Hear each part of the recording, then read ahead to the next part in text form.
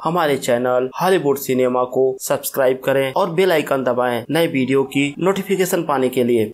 दोस्तों नमस्कार, आज मैं बात करने वाला हूँ एक और कंजूरिंग यूनिवर्स मूवी के बारे में जिसका नाम है द कंजूरिंग 2। और वीडियो शुरू करने से पहले दोस्तों मैं आपको बता दूं ये मूवी भी एक सच्ची घटना पर आधारित है और ये घटना 1977 में लंदन में एक हडसन फैमिली के साथ घटित हुई थी, जहाँ उनके पूरी फैमिली ने लोगों को बताया कि उनके घर में कोई भूत रहता है और बाद में एडा लॉरेन ने उस केस को भी इन्वेस्टिगेट किया था। तो मूवी की शुरुआत 1976 के समय को दिखाते हुए होती है, जहां हम देखते हैं एडा लॉरेन चर्च के कहने पर एक घर को इन्वेस्टिगेट करने जाते हैं, जहां पर घर में रहने वाले पहले ही घर को छोड़कर भाग गए थे और उन्होंने चर्च में शिकायत की थी कि उस घर में एक नहीं कई सारी आत्माएं रहती हैं। तो एडा लॉरेन उस घर में जाते हैं। अब हम देखते हैं लॉरेन अपनी शक्तियों से उस घर में हुई घटनाओं के बारे में पता करने की कोशिश करती है। तो लॉरेन देखती है उस घर के मालिक ने अपने घर के सदस्यों को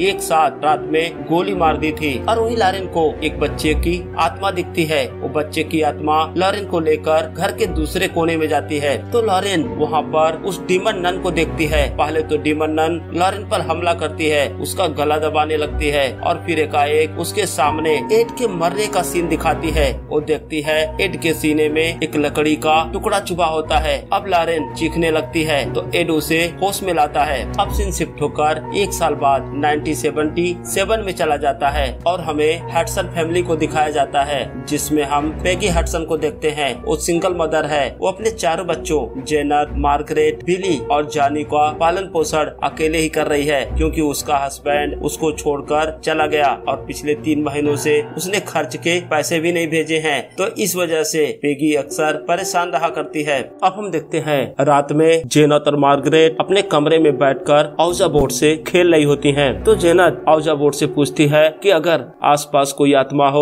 वो बताए कि उसके फादर दोबारा वापस आएंगे या नहीं आएंगे, लेकिन उन्हें कोई जवाब नहीं मिलता। जेनत औजा बोर्ड से ये सवाल इसलिए पूछ रही थी क्योंकि वो लोग अपने फादर को बहुत ही ज्यादा मिस कर रही थी। अब हम देखते हैं रात में जब सब सो रहे होते हैं तो जेनत की नींद खुलती है। वो देखती है वो अपने बेड पर नहीं, वो डाइनिंग रूम में फर्श पर लेटी हुई थी, जबकि हमें दिखाया गया था जब जेनत सोई थी तो अपने बेडरूम में थी। तो जेनत को लगता है शायद वो नींद में चलते हुए यहाँ आकर सो गई होगी। अब दिन में देखते हैं जेनत और उसका छोटा भाई बिली दोनों म्यूजिक टॉय से खेल रहे होते हैं, क्योंकि बिली को बोलने में समस्या होती है तो म्यूजिक टॉय में बोले गए शब्दों को दोहराता है। अब रात हो जाती है और हम देखते हैं रात में बिली को प्यास लगती है तो किचन में जाता है पानी पीने के लिए, लेकिन जब वो किचन के विंडो से बाहर झांकता है तो देखता है बाहर गार्डन में लगा हुआ झूला अपने आप मूव हो रहा था। और वही दूसरी तरफ हम जेनत को देखते हैं, वो रात में अपने बिस्तर पर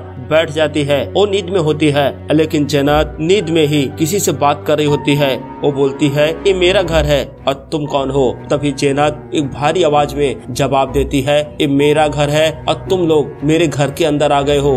अब दूसरी तरफ से आवाज आती है मैं तुम सबको मार दूंगा। तभी हम देखते हैं मार्गरेट आती है और जेनत को नींद से जगाती है। और इधर हम देखते हैं बिली को जब वो पानी पीकर अपने कमरे की तरफ जा रहा होता है, तभी एक टॉय उसके पैरों से टकराता है। तो बिली उस टॉय को अपने पैर से मारता है और टॉय टेंट के अंदर चला जाता है। अब बिली अपने बिस्तर पर जाकर सो जाता है, लेकिन वो देखता है अगले ही पल वो टॉय दोबारा उसके कमरे के दरवाजे पर होता है। वो बिस्तर से उठता है और दोबारा उस टॉय को टेंट के अंदर डालता है, लेकिन वो देखता है दोबारा वो टॉय अपने आप बाहर आ जाता है। बिली डर जाता है, वो भागकर अपनी माँ के पास जाता है और बोलता है टेंट के अंदर कोई छुपा हुआ है। तो उसकी माँ पेगी उसके साथ आती है और टेंट को चेक करती है और देखती है टेंट में कोई नहीं होता। तभी पेगी को नीचे से कुछ आवाज आती है। पेगी जाकर देखती है जेनत डाइनिंग रूम के सोफे पर सो रही होती है। वो जेनत को जगाती है तो जेनत बोलती है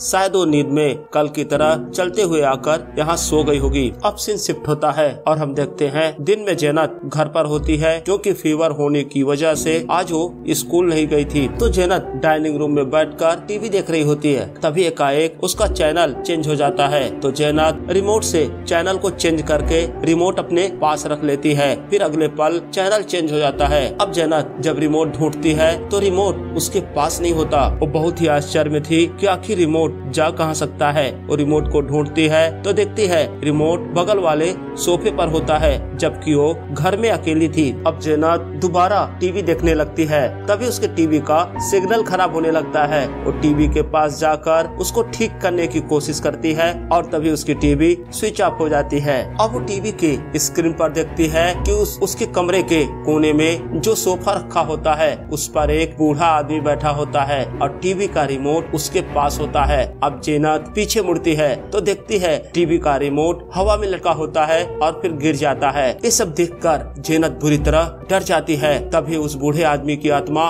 उसे डराती है। जेनत चीखती है और इसी के साथ सीन शिफ्ट होता है। अब हम एड को देखते हैं। वो शैतानी नन का पेंटिंग बना रहा होता है और जब लॉरेन उस पेंटिंग को देखती है तो अपसेट हो जाती है और एड से बोलती है कि अगले कुछ दिनों तक हमें भूतिया घटनाओं के कोई भी केस हैंडल नहीं करेंगे। हालांकि एड को वॉरेन की बातें अजीब लगती हैं, लेकिन फिर भी वो हाँ बोल देता है। अब सीन शिफ्ट होता है और हम जेनत को देखते हैं। वो रात में सोने से पहले अपना पैर अपने बेड में बांधती है क्योंकि उसे लगता है वो नींद में चलती है। अब जब रात में जेनत सो रही होती है, कोई उसका पैर खींचता है और जेनत बिस्तर से नीचे गिर जाती है और तभी जेनत देखती है उसके कमरे का दरवाजा अपने आप खुल जाता है। जेनत अपने बिस्तर पे जाकर चादर के अंदर छुप जाती है, लेकिन तभी वो आत्मा उसकी चादर को खींच लेती है। अब जेनत चीखती है। उसकी चीख सुनकर उसके बगल में सो रही उसकी बहन मार्गरेट भी जग जाती है। अब उन दोनों का बेड अपने आप हिलने लगता है और तभी वो आत्मा जेनत के कंधे पर काट लेती है। अब वो दोनों कमरे से निकलकर अपनी माँ के पास जाते हैं और उसे बताते हैं उसके कमरे में कोई है और साथ ही जेनत अपना कंधा अपनी माँ को दिखाती है जिस पे दांत के काटने के निशान बने होते हैं। तो पेगी अपने दोनों लड़कियों को लेकर उस कमरे में जाती है और तभी कमरे में रखा हुआ लकड़ी का टेबल अपने आप दरवाजे की तरफ घिसक जाता है और दरवाजा बंद हो जाता है। यह देखकर पेगी भी डर जाती है। अब पेगी अपने चारों बच्चों को लेकर उस घर से बाहर भागती है और अपने पड़ोसी के घर पहुंचती है तो उसका पड़ोसी पुलिस को कॉल करता है। अब पुलिस की टीम उस घर में जाती है जांच करने के लिए। तभी वो देखते हैं एक लकड़ी का चेयर अपने आप मूव होता हुआ उनके पास आ जाता है। अब वो समझ जाते हैं यहाँ पर कुछ गड़बड़ है और इस केस को वो लोग सॉल्व नहीं कर सकते। अब सीन शिफ्ट होता है और हम देखते हैं लॉरेन अपने घर पर होती है तो डीमन नन उसे डराती है। तो लॉरेन उससे उसका नाम पूछती है और उसके बाद उससे पूछती है आखिर वो क्या चाहती है। तो डीमन नन उसे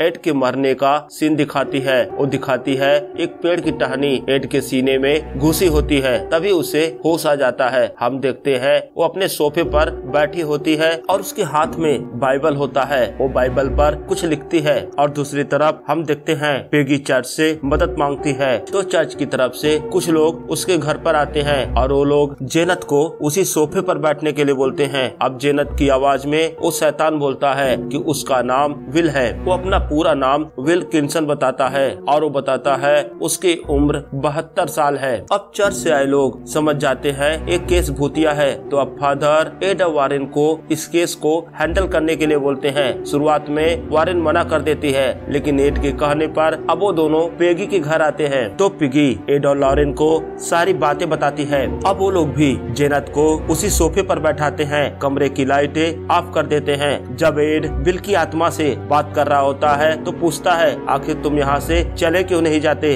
तो बिल बोलता है ये मेरा घर है और मैं अपने फैमिली से मिलने आया था, लेकिन मुझे यहाँ मेरी फैमिली नहीं मिली। तो एड बोलता है अब तुम मर चुके हो और तुम्हें स्वर्ग चले जाना चाहिए, लेकिन बिल बोलता है मैं यहाँ से नहीं जाने वाला, ये मेरा घर है। अब एड उसे क्रॉस दिखाता है तो बिल चीखता है और बोलता है इसे मेरे सामने से हटाओ, मैं जल रहा हूँ, मुझे जाने दो, मुझे जाने दो। अब कमरे की लाइटें ऑन कर दी जाती हैं। अब रात में हम देखते हैं बिल की आत्मा फिर से जेनत को डराती है। अब दूसरे दिन एड और उसकी टीम पूरे घर में माइक और कैमरा लगा लगाते हैं ताकि वो इस घटना को रिकॉर्ड कर सके। अब अगली रात फिर से बिल जेनेट को डराता है। जब जेनेट चीखती है तो एड और लॉरेन उसकी तरफ दौड़ते हैं और देखते हैं किचन के अंदर से सामान बाहर फेंका जा रहा था और एकाएक दरवाजा बंद हो जाता है। वो लोग मुश्किल से दरवाजा खोलते हैं, लेकिन जब अंदर जाते हैं तो देखते हैं पूरे किचन का सामान बिखरा होता है, लेकिन वहाँ पर जेनेट नहीं होती। वो जेनेट को ढूंढते हैं तो जेनेट उन्हें दूसरे कमरे के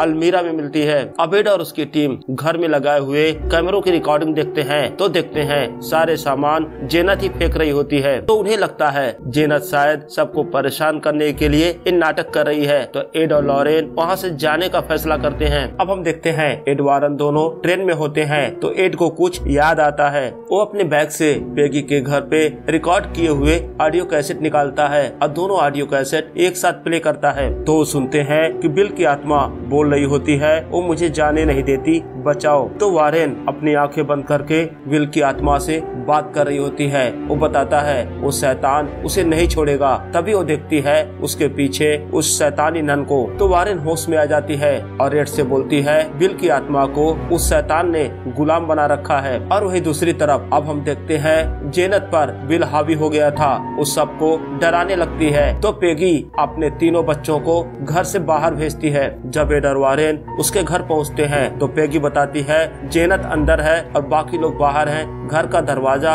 अंदर से बंद हो गया है। तो एड और वारेन उसके घर में घुसने की कोशिश करते हैं। एड चला जाता है लेकिन वारेन नहीं जा पाती। अब एड जेनेट को ढूंढता हुआ ऊपर वाले फ्लोर पर जाता है तो देखता है जेनेट अपने कमरे में होती है। एकाएक जेनेट अपनी ताकत से विंडो का शीशा तोड़ देती है, क्योंकि अब जेनेट के ऊपर वो शैतान पूरी तरह से हावी हो चुका था। अब जेनेट कमरे के विंडो से बाहर कूदती है, लेकिन एड दौड़कर उसे पकड़ लेता है, उसे अंदर खींचता है, लेकिन खुद ही अब एड गिरने वाला था। अब वारेन भी उस कमरे में आ जाती है, लेकिन वो शैतानी नन वारेन को हवा में लटका देता है। और इधर हम देखते हैं अब एड के हाथ से कपड़ा छूट रहा था। अब लॉरेन को डायरी पर लिखा हुआ नाम याद आता है, जहाँ उसने लिखा होता है बलक। अब उसको शैतान का नाम पता होता है। तो लॉरेन शैतान को उसका नाम लेकर नर्क में वापस जाने के लिए बोलती है। अब वो गॉड को प्रे करती है और हम देखते हैं वो शैतान धीरे धीरे कमजोर पड़ता है और वहाँ से चला जाता है और लॉरेन एड को बचाने में सफल होती है। और इसी के साथ यह बेहतरीन मूवी यहीं पर समाप्त हो जाती है। तो दोस्तों कमेंट सेक्शन में हमें जरूर बताएं आपको ये वीडियो कैसा लगा, और अगर अभी तक आपने मेरे चैनल को सब्सक्राइब नहीं किया है तो प्लीज सब्सक्राइब करें। धन्यवाद।